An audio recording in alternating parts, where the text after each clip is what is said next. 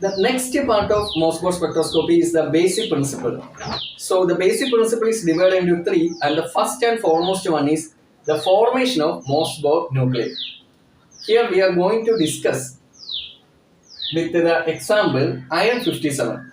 Iron 57 Mossberg spectroscopy is widely using because of its abundance of iron. It is a iron 57 is a non-radioactive isotope, and it gives a most reliable and easy to interpret the Mossberg spectra obtained from iron 57.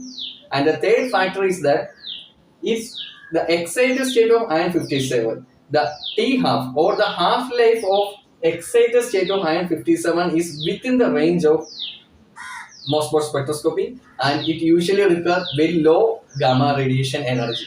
So these are the factors why almost in everywhere iron 57 Mossberg spectroscopy is used.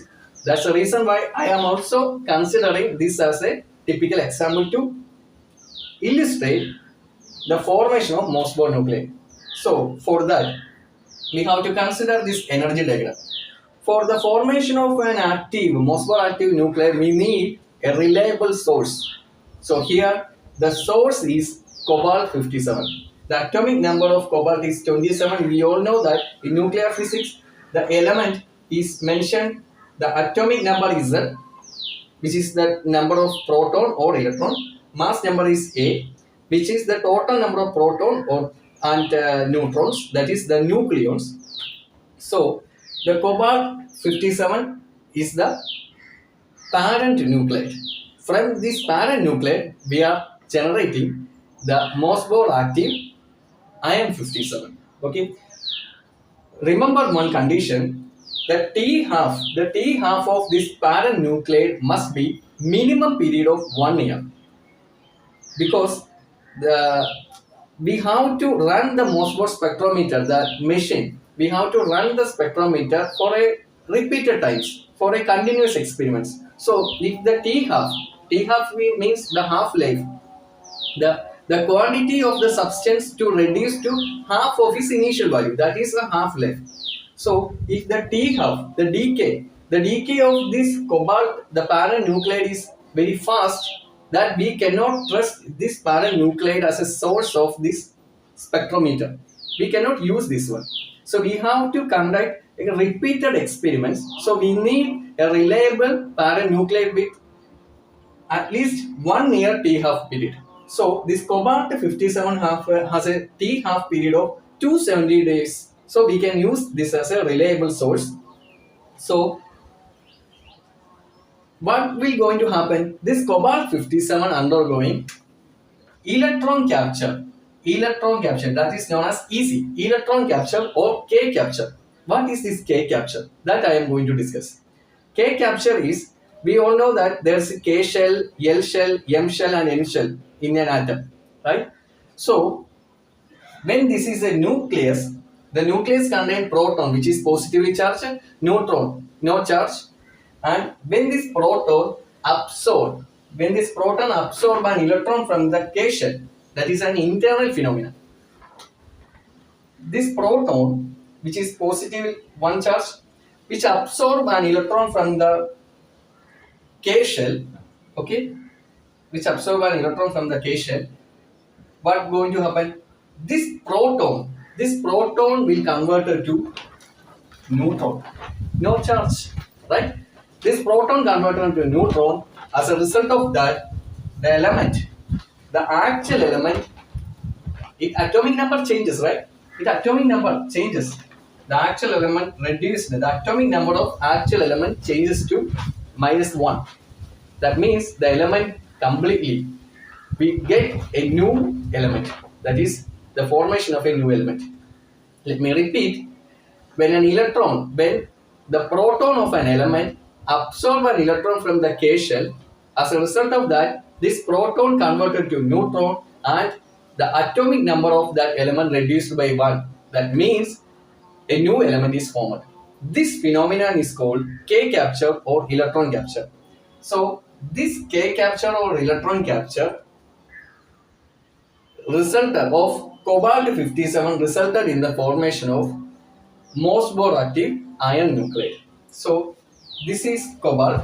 This is the parent nuclide used in Mossberg spectroscopy as a source. So this cobalt 57, the electron absorbing an electron from the cation, that is, electron can be represented as beta decay, right? A beta particle. Decay is not decay, it's absorbing. A beta particle. Beta particle is equivalent to an electron. So this cobalt 57 absorb an electron or absorb a beta particle through K capture phenomena, forming iron 57. See the mass number A. A is 57 in both the cases. So there is no change in the mass number. But the atomic number reduced by 1. Z minus 1. Atomic number reduced by 1. So cobalt 57 undergoing K capture to form iron 57, the Mossberg active nuclide, with the emission of a neutrino, which is a subatomic particle with no charge, no mass, but move at the speed of light. It is moving at the speed of light. It's a subatomic particle. It's called neutrino. Okay. So this is K capture or electron capture. So what is going to happen? Let's look onto this energy diagram. This cobalt 57, which is having a T half of 270 days, which undergo electron capture, that is beta particle, which absorb a beta particle, beta minus 1, which is equal to an electron, to forming a very highly excited iron 57. Okay. This iron 57 is having a T half of 8.7 nanosecond. Okay. So remember, the T half of excited nuclear must be within the range 10 raised to minus 6 to 10 raised to minus 10 second. So 8.7 nanosecond means 8.7 into 10 raised to minus 9 second. Okay. So which is within the range, right? So this excited is the nuclear spin is I is equal to 5 by 2. So which is not in the Mossberg range, right? So in order to having a Mossberg range, the transition will be between 3 by 2 to 1 by 2. The spin should be 3 by 2 to 1 by 2. So this is 5 by 2. And what this excited ion will be removed, will emit radiations or electromagnetic radiations to come into the another transition level, nuclear level, I equal to 3 by 2. So from energy level I equal to 5 by 2, the spin energy level I equal to 5 by 2 to 3 by 2.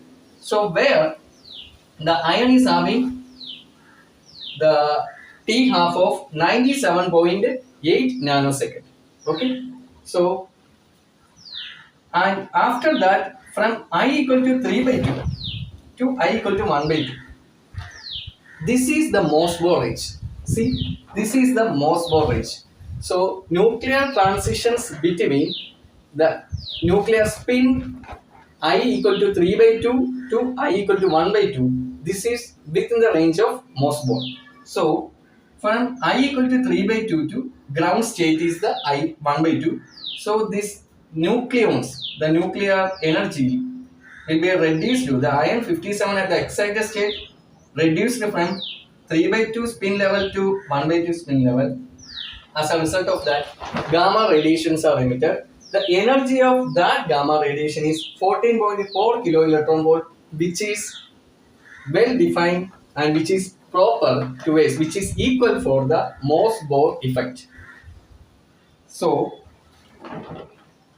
this can be used as a proper nuclide for active Mossberg nuclide for Mossberg spectroscopy. So let me repeat again.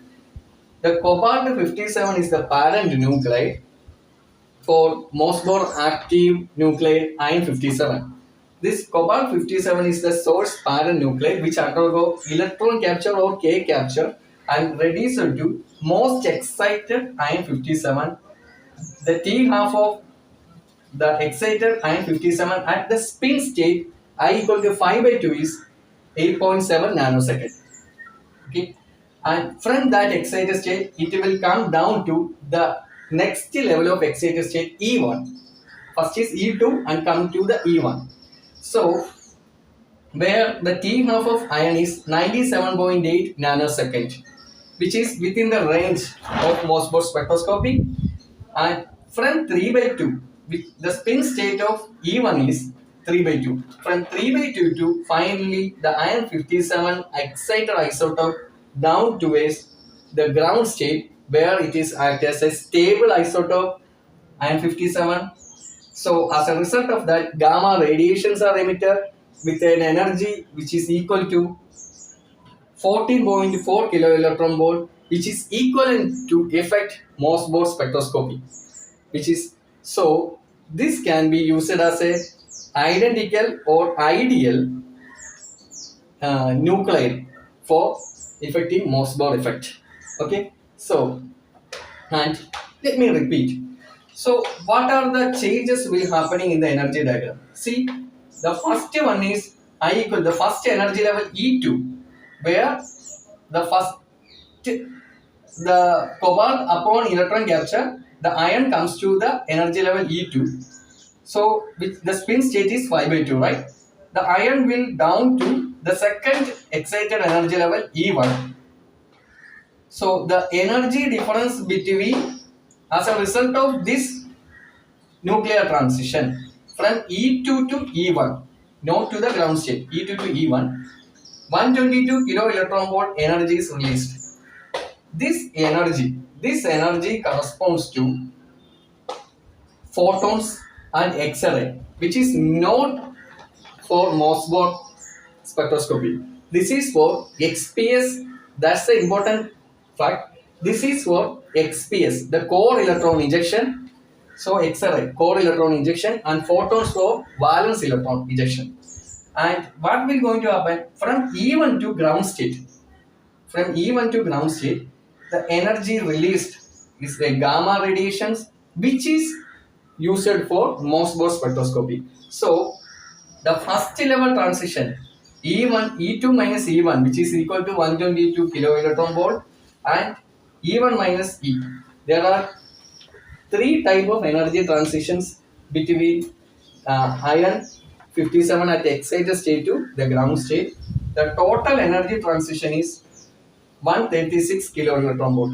You have to understand this energy level diagram as this describes the basic principle of Morse spectroscopy. And what will going to happen when the gamma radiations emitted upon the emitter, when the iron nuclide moving from I 3 by 2 to 1 by 2, this gamma radiations is absorbed by the sample. Okay, this gamma radiation is absorbed by the sample. As a result of that, the nucleons will jump from the ground level of 1 by 2 to 3 by 2. This is the basic principle of Morse spectroscopy. Okay, so what are the important points to note? The T half of the parent nuclide must be minimum of 1 year, so that we can use the same source for a multiple experiments. In order to have a reliability in data, the T half of excited nuclide, that is from the source nuclide, iron nuclide is forming, the T half of this excited state should be within the range 10 raised to minus 6 to 10 raised to minus 10 second. The gamma ray energy required for Morse spectroscopy is 10 to 200 kilo electron volt. And another important fact is that the conversion coefficient should be less. The conversion coefficient means that when an electron capture happens, that is this internal conversion of electron, the electron in the K shell is converted to a neutron upon absorbed by a proton. The ratio is a quantity, the conversion, if the number of electron is more, conversion is more, the required, we will not get the required gamma radiation with the required energy. So the internal, it is a ratio of internal conversion of electron to the energy of the gamma radiation. The internal conversion should be minimum as possible. So the conversion coefficient should be less as possible, so that we will get a proper gamma radiation with the proper energy for effective Morse spectroscopy. So remember these points. T half of the parent nucleus should be minimum of 1 year. T half of the excited state should be in between 10 raised to 6 to 10 raised to minus 10 second. The energy of gamma ray should be 10 to 200 kiloelectron volt. The conversion coefficient, that is the number of internal conversion of electron to the energy of gamma radiation should be low, so that the internal conversion of electron as low as possible, so that conversion coefficient also low as possible. So we will get a proper gamma radiation with a proper energy suitable for Morse-Bohr spectroscopy. Like we are using iron 57 for Morse-Bohr spectroscopy, there are three other effective nucleus, Morse-Bohr nucleus are also using widely. The tin 190. Tin 119 is having a half-life of 244 days, which is formed by the nuclear decay of tin 118 isotope or the alpha attack, alpha particle impact on cadmium 116. Alpha particle is equivalent to helium 24.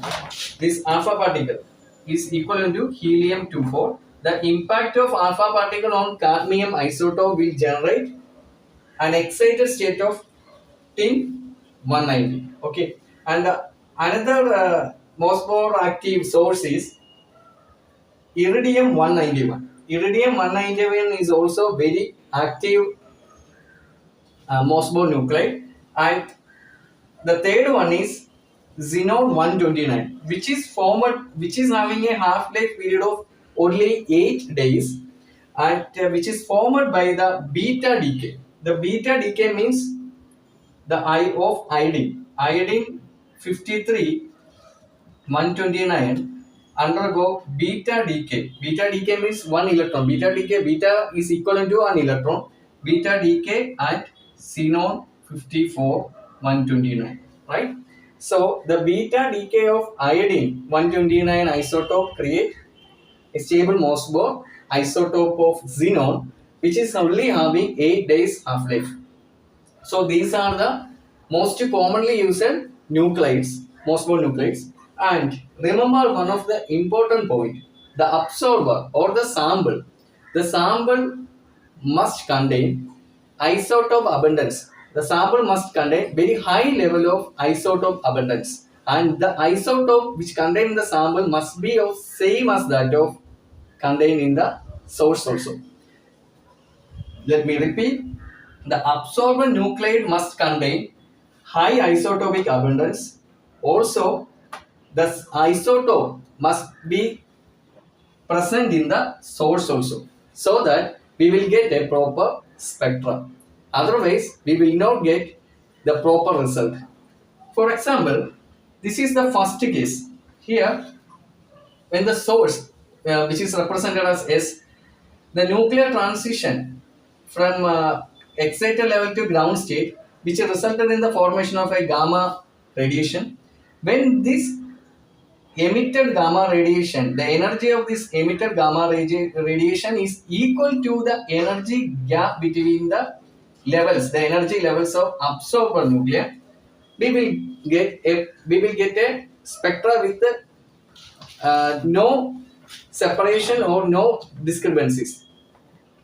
If both source and absorber are on the same chemical environment, if both are in different environment, the energy of gamma radiation may or may not be equal to the absorber energy level. As a result of that, there is a change in the energy level, and this resulted in the isomer shift or chemical shift, and this will create a doublet or triplet in the Morse-Bohr spectra that we will discuss later. Okay, this is the first part of basic principle.